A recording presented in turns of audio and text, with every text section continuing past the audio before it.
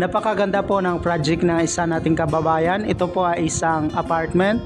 Mayroon po itong 3 unit. Bawat isang unit po nito ay may sukat na 25.65 square meter. Mayroon po itong living, dining, at saka kitchen. At mayroon po itong isang bedroom with 1 toilet and bath. Hello everyone, isang matagumpay naman po nating kababayan ang nakapagpagawa ng apartment project sa Pilipinas. Ito po ang floor plan ng apartment. Bawat isang unit po nito ay may sukat na 4.5 by 5.7 meter at mayroon po itong extension na 1 meter para po sa terrace area nito. 30.15 square meter kasama na po ang terrace at saka may total po itong 90.45 square meter sa 3 unit nito. Itong apartment po pala ay sinimulan ginawa noong October 2018 at natapos po ito noong February 2019. Itong lote po pala ng apartment ay may sukat na 250 square meter.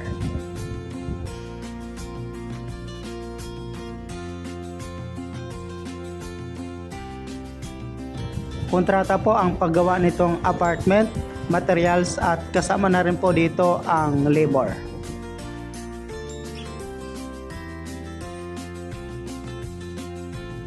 Ito na po ang loob ng apartment, naka-tiles na rin po ito at naka-plastering na rin po.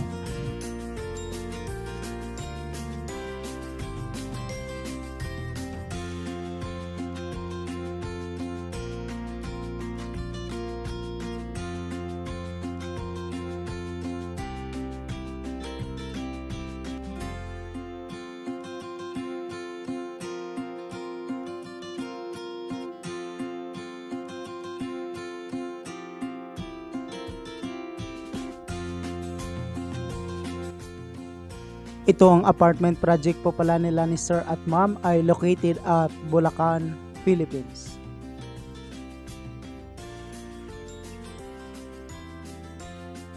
Ito po ay fruit of labor nila ni Sir at Ma'am, Mr. and Mrs. Talastas. Si Sir po ay isang OFW sa Israel at si Ma'am naman po ay isang public school teacher sa Pilipinas.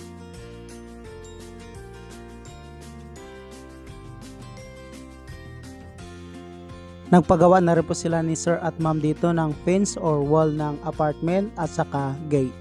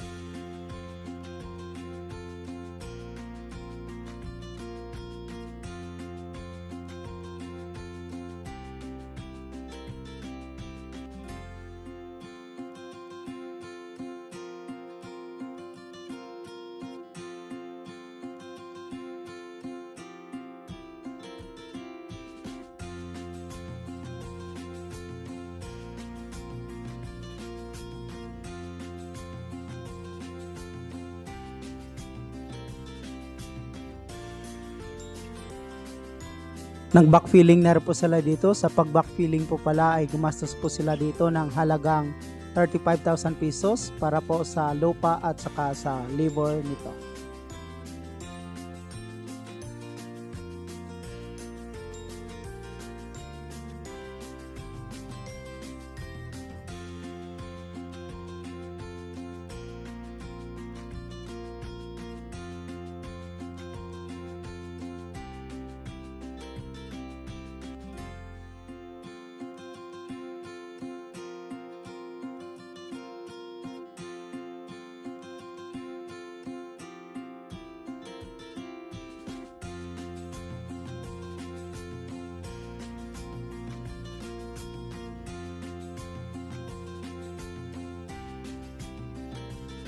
Pinalagyan din po nila ni sir ng flooring ang harapan ng apartment.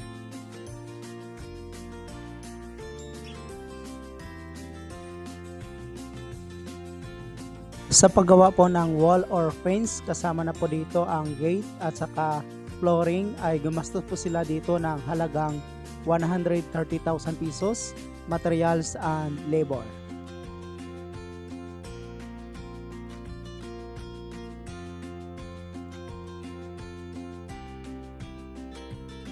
Para naman po sa pagpintura, labas at loob ng apartment, ay gumastos po sila dito ng halagang 60,000 pesos sa mga materialis at kasama na po ang labor.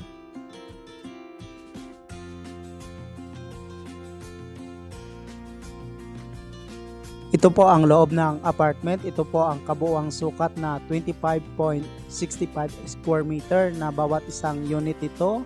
Mayroon pong living at saka dining with kitchen, 1 bedroom and 1 toilet and bath.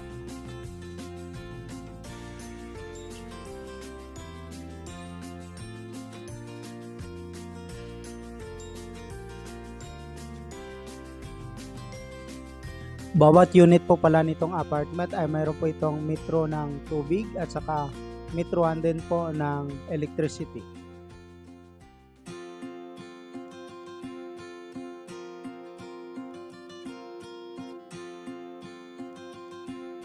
Sa nawasa po pala para po sa tubig, kasama na po dito ang materialis na pipe with labor, ay gumastos po sila dito ni sir ng halagang 17,000 pesos.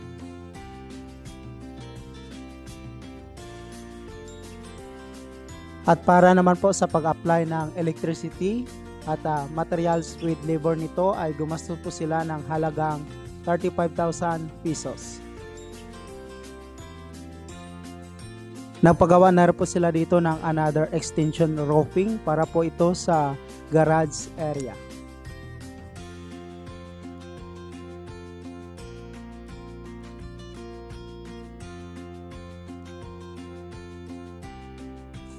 Roofing para po sa garahe, steel trusses materials and roofing materials with labor, ay gumastos po sila dito ng halagang 55,000 pesos.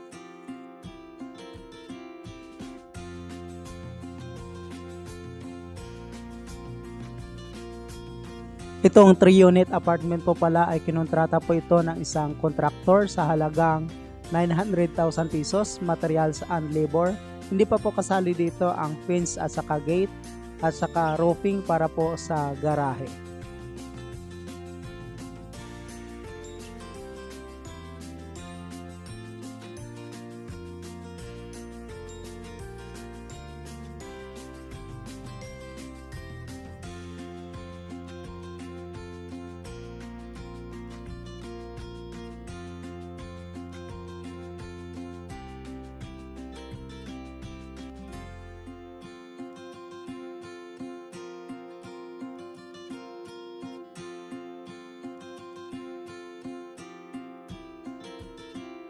Ito po ang house pleasing ng apartment. Congratulations again to Mr. and Mrs. Talastas.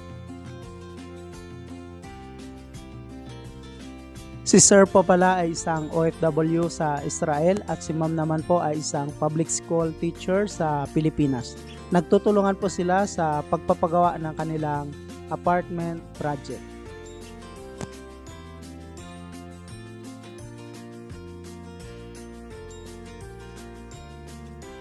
Building an apartment cost of 1,230,000 pesos or katumbas na 24,600 US dollar with labor.